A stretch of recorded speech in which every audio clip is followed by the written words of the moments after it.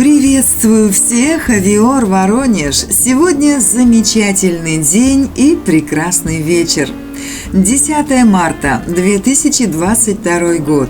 Температура от -7 до -10 градусов. Морозно сегодня.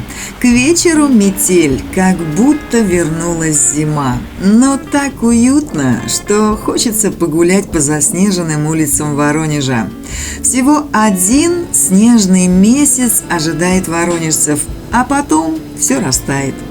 Но сегодня метет метель, и долго гулять мы не будем, а просто запомним этот замечательный снежный день в Воронеже.